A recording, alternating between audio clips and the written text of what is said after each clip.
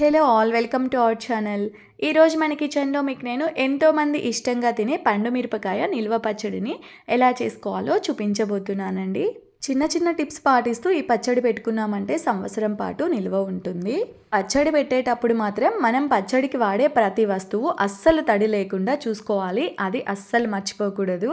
ఇప్పుడు మనకి పండు మిరపకాయలు బాగా దొరుకుతున్నాయి కాబట్టి తొక్కు చేసి పెట్టుకున్నామంటే 1 ఇయర్ పాటు హ్యాపీగా ఈ పచ్చడి తినేసేయచ్చు అనమాట. ఇక లేట్ చేయకుండా ఎలా చేయాలో చూసేద్దాం. ముందుగా పచ్చడి కోసం పండు మిరపకాయలు తీసేసుకోవాలి. నేను కేజీ పండు మిరపకాయలు తీసుకున్నాను.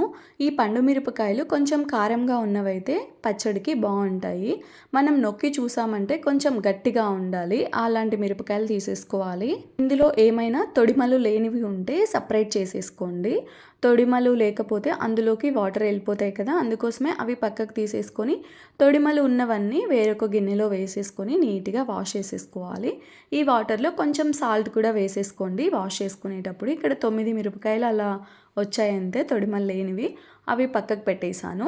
తర్వాత ఇవన్నీ పచ్చడి కోసమేమో నీట్గా క్లీన్ చేసేసుకోవాలి. ముందుగా ఇలా సాల్ట్ వాటర్లో ఒకసారి నీట్గా వాష్ చేసేసుకొని మళ్ళీ వేరొక గిన్నెలో ఫ్రెష్ వాటర్ వేసేసుకొని అందులో మరొకసారి వాష్ చేసేసానండి. నేనైతే ఇలా 2 టైమ్స్ నీట్గా వాష్ చేసేసాను. తర్వాత వీటిని ఒక చిల్లుల గిన్నెలోకి వేసేసాను ఈ మిరపకాయలన్నీ. ఆ చిల్లుల గిన్నెలో వేసిన తర్వాత మళ్ళీ ట్యాప్ కింద పెట్టేసి ఇంకోసారి వాష్ చేసేసాను అనమాట. ఇంకా నీట్గా క్లీన్ అయిపోతాయి కదా అని చెప్పి.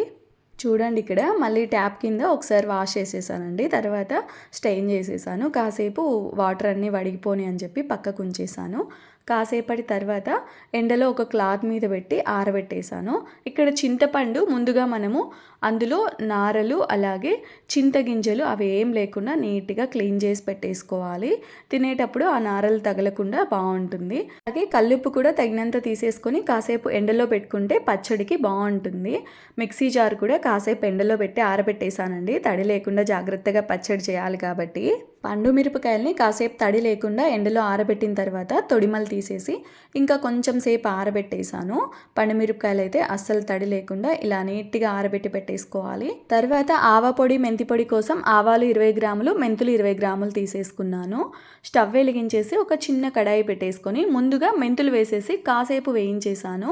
ఆవాలు త్వరగా వేగిపోతాయి కాబట్టి మెంతుల్ని కాసేపు వేయించిన తర్వాత ఆవాలు వేసేసుకొని వేయించుకుంటే సరిపోతుంది. మెంతులు ఆఫ్ వేగిన తర్వాత ఆవాలు కూడా వేసేసి వేయించేసుకుంటే సరిపోతుందండి. ఇవి సిమ్లో పెట్టి మాత్రమే వేయించుకోవాలి. దోరగా వేగుతాయి. హై ఫ్లేమ్లో అస్సలు పెట్టకూడదు. ఇలా బాగా దోరగా వేయించిన తర్వాత చల్లారబెట్టేసి చల్లగా అయిన తర్వాత ఇలా పొడి చేసి పెట్టేసుకోవాలి. తర్వాత వెల్లుల్లి కూడా పొట్టు తీసి పెట్టేసుకోవాలి. నేను 150 గ్రామ్స్ వరకు పొట్టు తీసేసి పెట్టేసుకున్నానండి. మళ్ళీ పోపులో కూడా వేస్తాం కదా. వెల్లుల్లి అయితే కొంచెం అటు ఇటు అయినా పర్లేదు, వాళ్ళు తినేదాన్ని బట్టి. కొంచెం ఎక్కువ కావాలంటే ఇంకా కొంచెం ఎక్కువైనా వేసుకోవచ్చు. నేను ఇక్కడ పోపు కోసం నువ్వుల నూనె తీసుకున్నాను. కోల్డ్ ప్రెస్డ్ ఆయిల్ తీసుకున్నాను. మీరు కావాలి అంటే నువ్వుల నూనె ప్లేస్లో పల్లి ఆయిల్ అయినా తీసేసుకోవచ్చండి.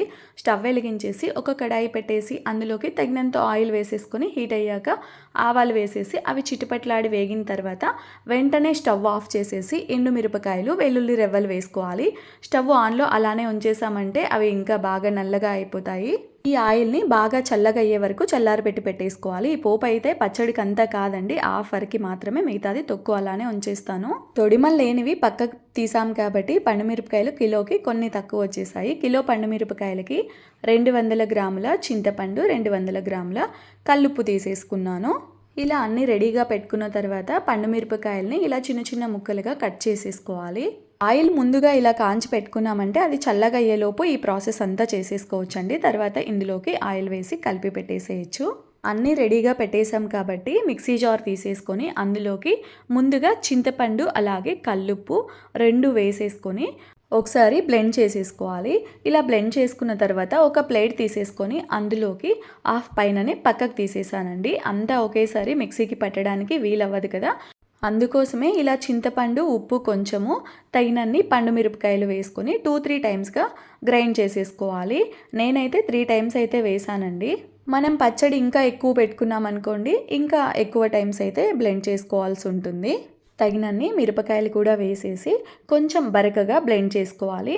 మరీ మెత్తగా అయితే అస్సలు గ్రైండ్ చేయకూడదు. ఇలా చూడండి, కొంచెం పండుమిరపకాయలు తొక్కుగా కనిపించినట్లు ఉండాలి. ఇలా మిక్సీ పట్టిన మిశ్రమాన్ని ఒక గిన్నెలోకి వేసేసుకోవాలి. ఇలానే మనం ఎన్ని టైమ్స్ మిక్సీకి వేసామో అదంతా ఒక గిన్నెలోకి వేసేసుకోండి. లాస్ట్ వాయి ఉంటుంది కదా, ఆ లాస్ట్ వాయి మనం ఇంకా బరకగా ఉండేలా బ్లెండ్ చేసుకోవాలి. మీకు ఒకసారి చూపిస్తాను చూడండి. ఇది లాస్ట్లో వేసిన వాయి అన్నమాట. ఇంకా కొంచెం ఇలా కచ్చా పచ్చా ఉండేలా చూసుకోవాలి. ఎందుకంటే మనం ఇందులో ముందుగా రెడీ చేసి పెట్టుకున్న ఆవాలు, మెంతి పొడి, అలాగే పొట్టు తీసి పెట్టుకున్న వెల్లుల్లి రెవ్వలు వేసుకొని మరొకసారి బ్లెండ్ చేసుకోవాలన్నమాట. అందుకోసమే ఇలా బ్లెండ్ చేసేటప్పుడు మరీ మెత్తగా అయిపోకుండా ఎక్కువ బరకగా ఉండేలా బ్లెండ్ చేసుకున్నాం అనుకోండి. ఫస్ట్లో ఇవి వేసి మనం గ్రైండ్ చేసిన తర్వాత కూడా కొంచెం బరకగా అనిపిస్తుంది మనకి. ఇలా మనం అంతా గ్రైండ్ చేసి పెట్టేసుకోవాలండి. ఇదంతా ఒక గిన్నెలోకి వేసేసుకోవాలి. 3 టైమ్స్ గ్రైండ్ చేశానని చెప్పాను కదా, అదంతా ఒక గిన్నెలోకి వేసేసాను. మిక్సీ జార్లో కూడా ఇలా నీట్గా తీసేసుకున్నామంటే సరిపోతుంది. చెయ్యి పెట్టామంటే మంటగా ఉంటుందని చెప్పి నేను ప్లాస్టిక్ చాకు ఉంటే దాంతో తీసేసాను. ఇప్పుడు ఇందులోకి కొంచెం పసుపు యాడ్ చేసేసుకొని ఇదంతా కలిసేలా ఒకసారి బాగా కలిపేసుకోవాలండి. పండు మిరపకాయ తొక్కు అయితే రెడీ అయిపోయింది. ఈ తొక్కుని మనం ఒక గాజు సీసాలో వేసుకొని స్టోర్ చేసుకొని మనకి ఎప్పుడు కావాలి అంటే అప్పుడు పోపు పెట్టుకొనైనా తినచ్చు. లేదు అంటే ఇలా కొంచెం పోపు పెట్టేసుకొని రెడీగా పెట్టేసుకోవచ్చు అనమాట. మనకి ఎలా నచ్చితే అలా చేసేసుకోవచ్చు. నేనైతే ఇక్కడ హాఫ్ వరకు పోపు పెట్టడం కోసం ఒక గిన్నెలోకి తీసేసాను. మిగతా హాఫ్ తొక్కు అయితే ఇంకో గాజు సీసాలో వేసేసి మూత పెట్టేసి పక్కకు పెట్టేసాను అనమాట. మనం ఈ తొక్కు ఎప్పుడైనా టొమాటోకి, గోంగూరకి అప్పుడు వాడుకోవచ్చు. లేదు అంటే ఇలా ఓన్లీ పండుమిరపకాయ పచ్చడిలాగైనా ఎప్పుడు కావాలంటే అప్పుడు పోపైనా పెట్టేసుకోవచ్చు. హాఫ్ పక్కకు తీసానని చెప్పాను కదండి. ఆ హాఫ్లో ముందుగా పోపు పెట్టుకున్నాం కదా, ఆ పోపుని ఇందులోకి వేసేసుకోవాలి. ఆయిల్ మాత్రం కొంచెం కూడా వేడిగా ఉండకూడదండి. కంప్లీట్గా చల్లగా అయిపోవాలి. అలా చల్లగా అయిన ఆయిల్ మాత్రమే కలిపేసి ఒకసారి ఇలా బాగా మిక్స్ చేసేసుకొని ఒక గాజు సీసాలోకి వేసేసుకోండి. మనం బయటైనా స్టోర్ చేసుకోవచ్చు. లేదు మనకి కలర్ చేంజ్ అవ్వకుండా ఉండాలి అంటే ఫ్రిడ్జ్లో అయినా కూడా పెట్టేసుకోవచ్చు అనమాట. ఫ్రిడ్జ్లో పెట్టుకున్నామంటే ఫ్రెష్గా అనిపిస్తుంది మనకి. ఇలా పచ్చడి కలిపిన వెంటనే కాకుండా కొంచెం ఊరిన తర్వాత తింటే టేస్ట్ చాలా బాగుంటుందండి. పచ్చడి తిన్నప్పుడు మాత్రం మజ్జిగ తాగడం లేదు అంటే ఎక్కువ వాటర్ తీసుకోవడం అస్సలు మర్చిపోకండి.